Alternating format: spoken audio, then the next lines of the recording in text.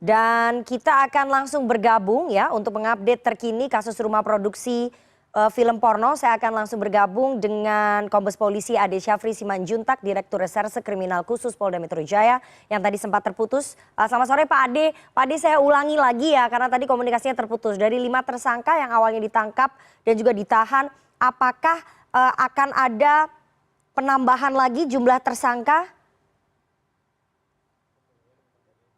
Kasus yang kita lakukan dari tim penyidik gabungan Subdit Cyber Ditreskrim Khusus Polda Metro Jaya yang telah melakukan upaya paksa penangkapan terhadap 5 orang tersangkanya, 4 diantaranya adalah laki-laki dan 1 orang tersangka lainnya adalah wanita. Dan pada minggu ini dari hasil pemeriksaan terhadap 5 orang tersangka dimaksud, kita telah mengagendakan pemeriksaan, melakukan pemanggilan terhadap 12 orang talent pria maupun 5 orang talent wanita yang digunakan dalam pembuatan film bermuatan pornografi dimaksud. Jadi tidak menutup kemungkinan dari hasil pemeriksaan yang dilakukan pada minggu ini nanti kita akan kembali melakukan gelar perkara penetapan tersangka lainnya di luar dari 5 orang tersangka yang sudah kita lakukan penangkapan sebelumnya. Oke. Pak Ade, ini dari 5 talent wanita dan 12 talent pria yang akan diperiksa oleh pihak kepolisian. Apakah nama-namanya ini yang memang profesinya adalah artis dan juga selebgram yang sempat beredar? Ya, jadi dari 12 orang talent wanita yang diduga digunakan dalam pembuatan film bermuatan pornografi dimaksud, adapun latar belakang profesinya mulai dari selebgram, kemudian foto model dan juga artis. Seperti itu, Mbak. Oke Pak Ade, saya tegaskan lagi ya. Tadi Anda katakan 12 talent pria, 5 talent wanita. Jadi apa kebalik atau gimana nih Pak Ade? 12 orang yang merupakan talent wanita. Oke. Dan kemudian 5 orang yang merupakan talent pria. Oke, jadi 12 talent wanita dan 5 orang talent pria. Saya ingin tanya, dari mana sebetulnya rumah produksi ini mendapatkan talent-talent ini? Yang pertama, dari hasil penyelidikan dan penyidikan yang kita lakukan, rumah produksi ini merekrut para talentnya untuk kemudian bergabung dalam pembuatan ataupun produksi film-film yang bermuatan pornografi ini.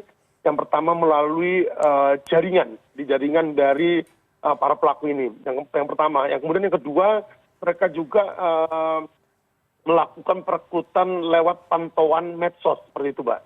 Jadi melakukan pantauan secara medsos, kemudian mereka melakukan beberapa langkah-langkah untuk mendekati calon target maupun korbannya seperti itu. Oke. Apakah diketahui berapa bayaran dari talent-talent ini, Pak? Ya, jadi dari hasil penyelidikan dan penyidikan yang kita lakukan, rata-rata para talent ini dibayar sebesar 10 sampai 15 juta, jadi tergantung dari seberapa besar tingkat popularitas dari masing-masing talent ini. Seperti itu, Mbak. Oke, sejak kapan sebetulnya rumah produksi ini memproduksi film-film porno ini, Pak Ade? Jadi untuk rumah produksi ini ada 3 rumah produksi yang mana dari hasil produksinya dimaksud kemudian ditransmisikan ke 3 website. Yang pertama adalah Pas Bintang, kemudian Toge Film, yang ketiga adalah https Cinema. Mereka telah beroperasi mulai awal tahun 2022 dan telah memproduksi sebanyak 120 judul film. Oke. Dan keuntungan yang didapatkan dari hasil penjualan film-film dimaksud di 3 website yang sudah kita komunikasikan dengan Kominfo untuk dilakukan pemblokiran, itu sudah sebanyak 500 juta rupiah. Dan dari hasil kejahatan itu pula diberikan beberapa barang-barang yang juga sudah kita lakukan penyitaan terkait dengan dugaan tindak pidana yang terjadi. Seperti itu, Mbak. Oke, 120 film porno yang sudah diproduksi. Cara distribusinya bagaimana, Pak? Selain lewat website atau memang ada cara distribusi lain?